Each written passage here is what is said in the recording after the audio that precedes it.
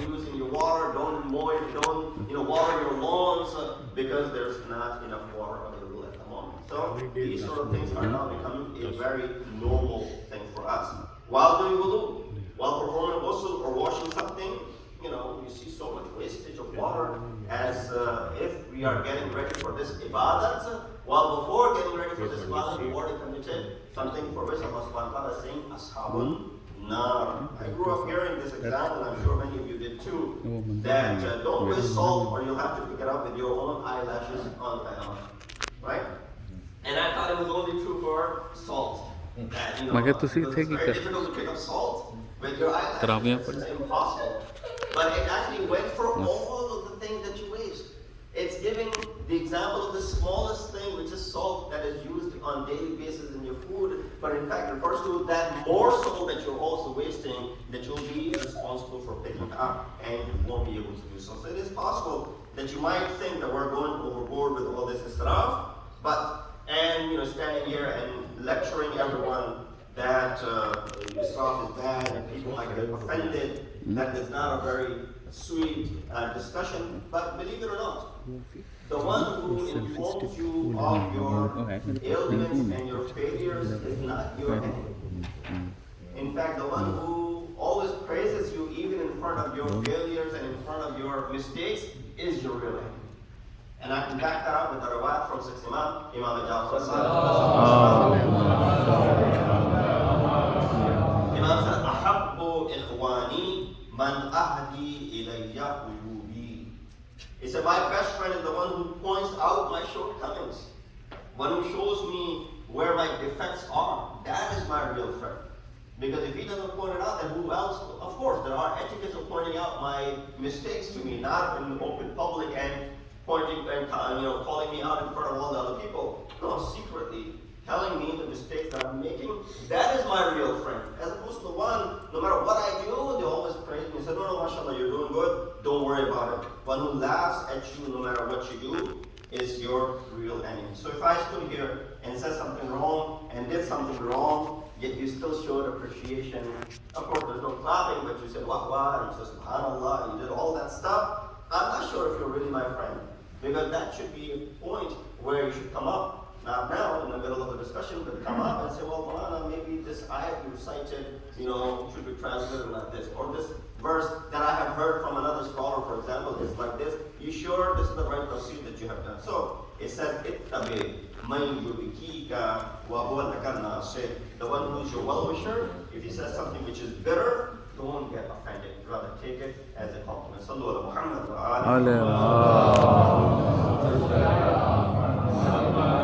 So water is wasted a lot. When it comes to even ibadah, when it comes to wudu, when it comes to ghusl, when it comes to washing things, we waste so much water and we'll be held responsible in front of Allah subhanahu wa ta'ala. Number 2, food. We mentioned that before.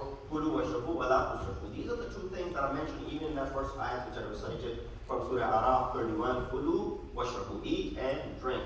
And do not do israf. Food, Ramadan becomes the time when we waste the most, although we're eating only one big meal, but sometimes we don't realize how much we'll eat and we end up getting too much and then we end up throwing the rest because no one else is going to eat that food. Similarly, on weddings, outside of Ramadan, all the food that is ordered, that's what people do RSVP and make sure that enough people are coming, but it's still, all that food which is then squandered and wasted, I guess.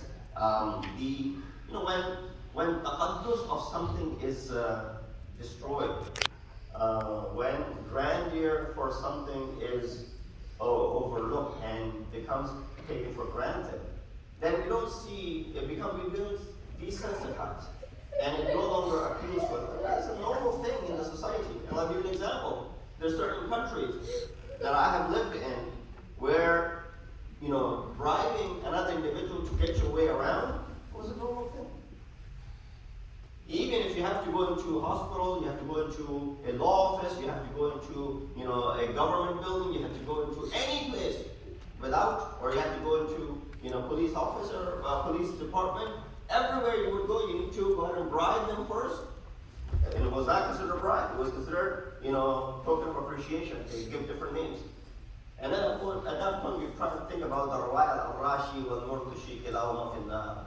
The one who's bribing and the one who's on the receiving end, both are party has become the norm. So everybody is doing it in that society. It becomes they become desensitized. There's no, difficulty in doing it. Anyone has the jur'ah to do it. But if you go to another society where this is something considered to be a crime, although it is considered a crime over there as well, but if it's considered to be a crime, then you're very careful about it. That lest you make a mistake over here. Not giving anyone bad ideas, but let's see if your cop pulls you over next time, and he asks for a license and registration, and under the license, between the registration, put a $100 bill. Right? You won't even think about doing such a thing. First, it's wrong. Number two, we know the consequences of what's going to happen after that, right? But some countries, that's not the case. That is expected. So right away, the norms change and people become desensitized toward these things. Similar to the case when it comes to our weddings. Everyone's doing it, everyone's wasting it, we got to make sure that we live up to that expectation that everyone is doing. Third area of discussion, which I'll skip because of the time, is dress. Number 4, some people have obsession when it comes to cleaning. Tahara, that leads to israf as well. And that's another medical condition, that's an illness when you cannot find contentment by washing yourself. And therefore, you clean yourself over and over and over again. And that leads to, no matter who comes and tells you, Marja has said, you don't have to pay attention to your doubt. Allah has said you don't have to pay attention to the doubt. Nabi has said you don't have to pay attention to the doubt. And your mother Taqlid is also saying the same thing. None of those things matter. You're going to continue to fulfill your desire. Obsessed with it, and therefore you'll take care of it. And when it comes to israf, lastly, when it comes to investment of life, wasting time, that is also israf. That when a person is given this life by Allah subhanahu wa ta'ala, we're able to breathe this air. And we have this healthy environment, and we have our organs that are all solid, and then we go ahead and jeopardize them. Knowingly, on purpose, that this is something which will cause danger, that is also considered to be israf. So we waste a lot of time in our lives doing things which will not have any gain whatsoever. Amir al-Mu'mineen, Imam al-Muttaqeen, Ali ibn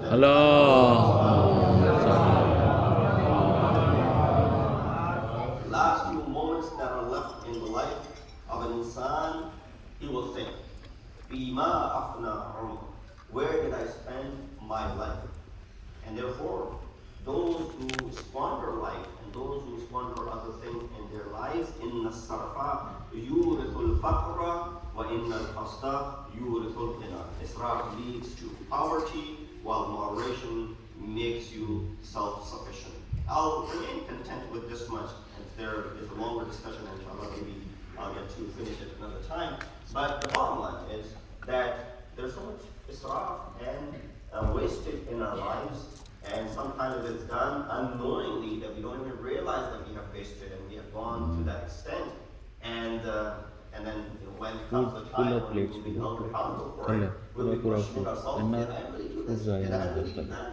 And at that day, it will not have a right answer in front of Allah subhanahu wa ta'ala. So we ask Allah to give us the tawfiq and ability to control this habit of ours, where we waste a lot of food, waste a lot of water, waste everything in our lives, and even the precious moments of our life. We ask Allah subhanahu wa ta'ala to give us the tawfiq to be able to control that segment of our life. We ask Allah subhanahu wa ta'ala to give us the strength to follow the commands and the teachings of Ahl-e-Bait alayhimu salatu wassalam. Inna al-hadith wa abghad al-mawlida. Kitabullah. A'udhu billahi minash shaitanir rajim. Bismillahir rahmanir rahim. Wal 'asr innal insana lafi khusr illa alladhina amanu wa 'amilus salihati wa tawassaw bil haqqi wa tawassaw bis sabr.